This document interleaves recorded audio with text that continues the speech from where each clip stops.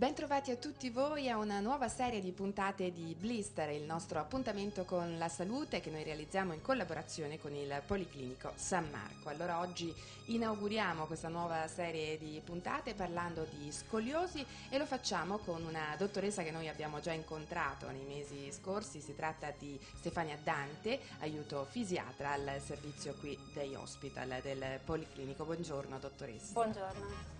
Allora dottoressa, dunque parliamo di scoliosi per capire soprattutto che cos'è questa patologia e chi colpisce maggiormente.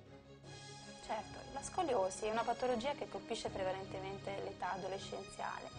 L'età di insorgenza varia dagli 8-9 anni fino ai 13-14 anni e vengono colpiti prevalentemente il sesso femminile con un rapporto di 4:1 rispetto al sesso maschile. Cos'è la scoliosi? È una deformità della colonna che perde la sua struttura rettilinea e assume delle curvature che possono essere verso il lato destro o verso il lato sinistro e coinvolgere diversi tratti della colonna. Di solito ci si accorge di questa deformità per la presenza di alcune alterazioni della morfologia della colonna. Per esempio il ragazzo può avere una spalla più bassa e una più alta, può avere la scapola che tende a fuoriuscire rispetto all'altra scapola, oppure può avere la presenza di piccoli gibi sulla schiena, cioè di piccole gobbe, diciamo così. Questi sono i primi campanelli di allarme che portano il medico pediatra a volte, ma anche i familiari, i genitori, alla visita specialistica dal fisiatra. La diagnosi è una diagnosi che deve essere il più precocemente possibile, proprio perché l'evoluzione di queste curve avviene nella fase di maggiore crescita della colonna, quindi proprio quando il ragazzo aumenta di statura. La diagnosi è una diagnosi clinica attraverso un esame obiettivo, una visita medica che rileva alcuni parametri, come dicevo prima anche la forma di questa curva, la presenza di alterazioni della lunghezza delle gambe, oppure alterazioni proprio della morfologia della colonna che può presentare delle deviazioni verso un lato o verso l'altro. Però l'esame fondamentale per la diagnosi rimane la radiografia, che ci permette di avere due informazioni importanti: quanto grave è la scoliosi e quindi di quanti gradi è questa curvatura, e in più ci dice a che stadio è la maturazione ossea del ragazzo, cioè quanto ancora dovrà crescere, quindi cosa ci aspetteremo nel futuro. Sulla base di queste due informazioni noi stiliamo una prognosi, cioè diamo indicazioni su quale è la gravità della scoliosi. E come sempre quando noi parliamo di patologie le descriviamo ma raccontiamo anche le soluzioni che possono essere appunto usate per superare questo problema. E allora quali trattamenti possono essere messi in campo proprio per la scoliosi? Il trattamento, come dicevo prima, dipende appunto dalla gravità. Si dividono questi ragazzi in fasce di gravità e secondo la prognosi più o meno buona.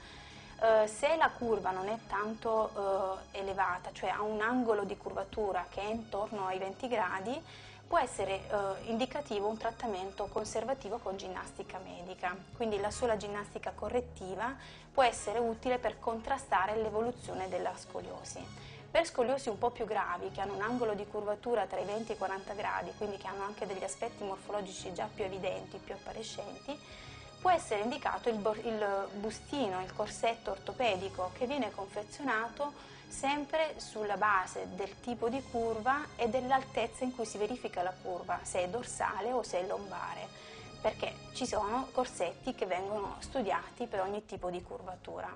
È sempre utile, quando si applica un corsetto, continuare comunque la ginnastica correttiva, che ha la funzione di aiutare il ragazzo a portare il bustino e anche a contrastare l'evoluzione sempre della curva scoliotica. Nei casi di scoliosi ancora più gravi, oltre i 40 gradi, ci può essere l'indicazione all'intervento chirurgico di correzione della scoliosi con delle barre che vengono applicate lungo la colonna e che quindi raddrizzano la colonna. Ecco, qui ci sono dei pazienti ambulatoriali che vengono al Policlinico San Marco. Quali proposte offre, quali soluzioni e trattamenti offre il Policlinico? Noi offriamo un servizio dedicato alla scoliosi che riguarda intanto la visita medica fisiatrica, quindi abbiamo uno spazio dedicato ogni settimana nel nostro ambulatorio per questi ragazzi che seguiamo periodicamente, quindi ogni 2 o 3 mesi, per poter vedere l'evoluzione della scoliosi.